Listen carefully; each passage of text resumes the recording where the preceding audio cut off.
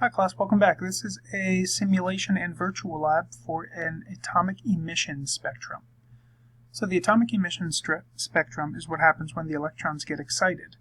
One way that we can excite the electrons is by passing electricity through the sample.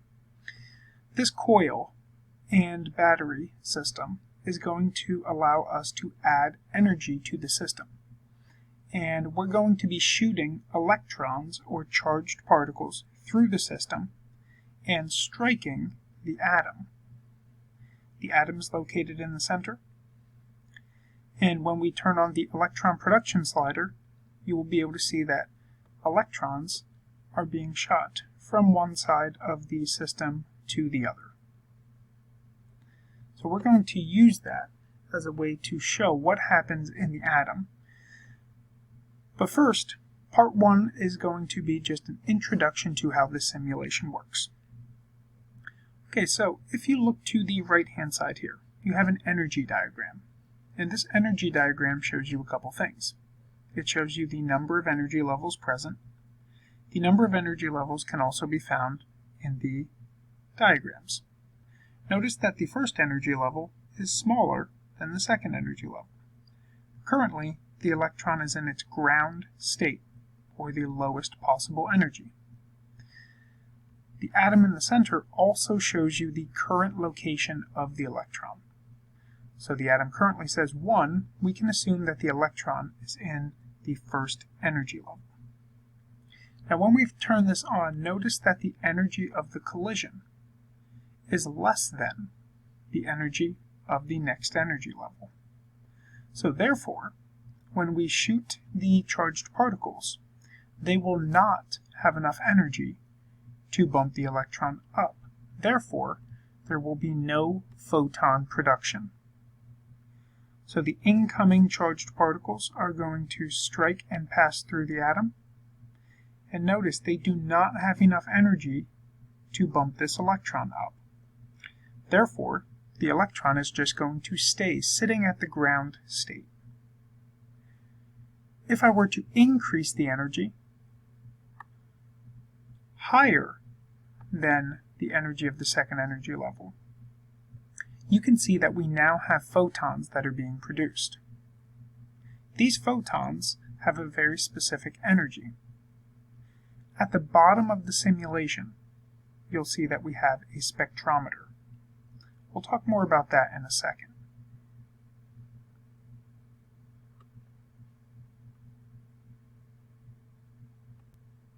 So we started off with an element that only had 2 energy levels. We're going to increase the number of energy levels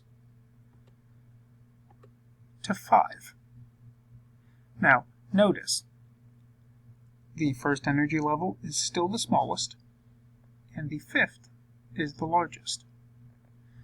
We're also going to change the amount of energy. Currently, we only have enough energy to jump to the second energy level. We're going to increase the energy so that the electrons have the ability to jump in different locations. Currently, we have enough energy to jump to the 4th energy level. However, we do not have enough energy to jump to the 5th. Now if you notice, the spectrometer is still open and the results are still available from the very first atom. The spectrometer is a tool that measures the different wavelength of the photons that are emitted when an atom gets excited, relaxes, and then gives off photons as light. Notice the atom with 2 energy levels was giving off photons only in the far infrared region. Also notice that that photon does not have any color because our eyes cannot detect infrared light. In order to see color, we have to have a photon that falls somewhere in the visible light range, which is approximately 380 nanometers to about 700 nanometers. So let's see what happens now that we have an increased number of energy levels. Be sure to watch both the simulation and the spectrometer, which will compile your results. We'll let this play for about 30 seconds to collect observations over time.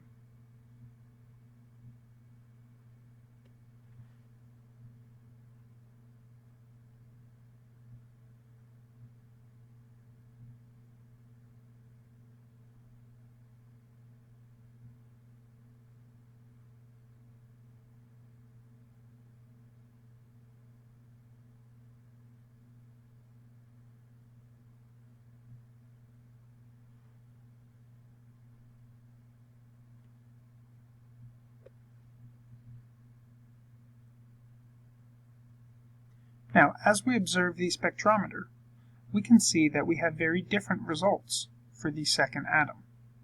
Since we have 5 energy levels, there's many different wavelengths that we have available to us. Many of those wavelengths are still just outside of the visible light range. However, one of them is within the visible light range, and it appears to be violet.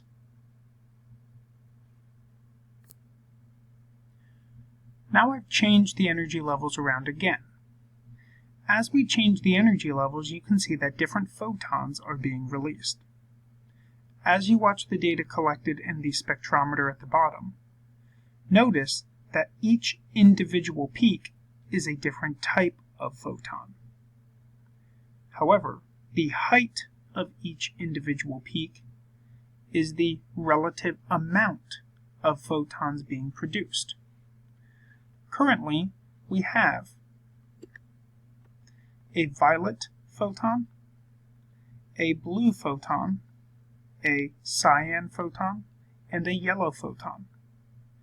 So notice there are 4 different photons that are being produced in the visible light range. However, the least frequent occurring is the blue photon. We do not calibrate the system to ignore small peaks. We still need to include them in our analysis, but it is important to recognize that there's very few photons that are being emitted. For part 2, we're looking at multiple atoms of the same element.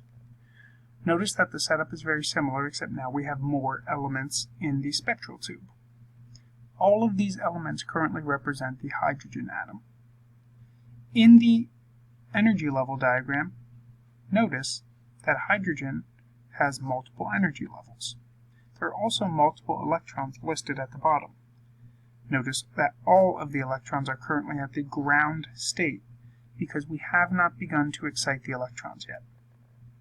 For each one of the elements, I will play through for about a minute, compile the results, and your goal is to fill in the table for part 2. Remember that each peak in the spectrometer represents a different photon, and the height of each peak represents the intensity of that photon. Using the spectrometer, you can estimate the wavelength of each photon that is being produced. For our first sample, we will run hydrogen.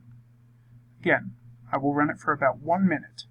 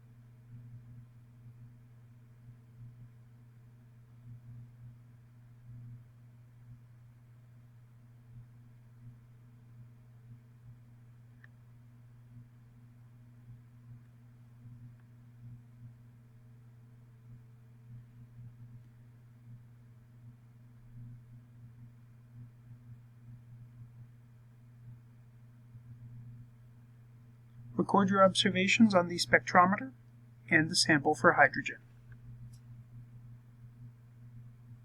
Sample number 2 will be mercury. Notice the spectrometer has reset, as well as the energy diagram. This energy level diagram now represents mercury. I will run the sample for about 1 minute. Please observe the changes that you see and record the data in the data table.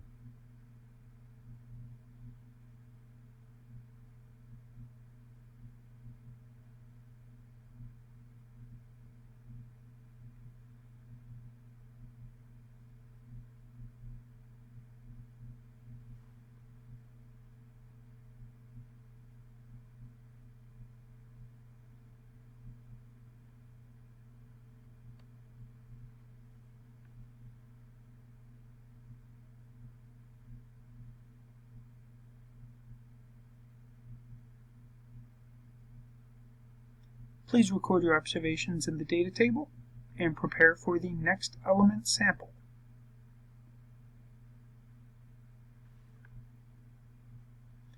Our next sample is going to be sodium. Notice the electron diagram now represents that of sodium. We will do the same thing here looking at sodium, approximately 1 minute to compile results.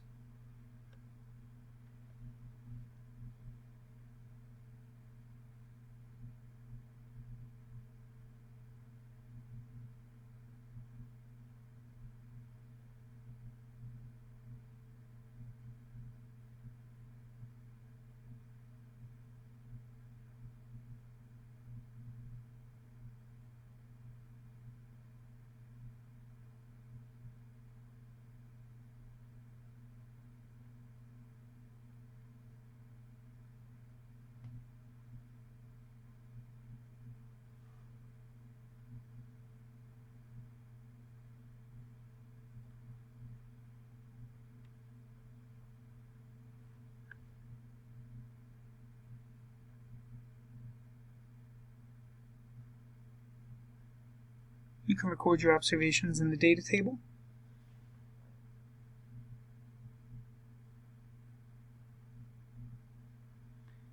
And our last sample is going to be neon.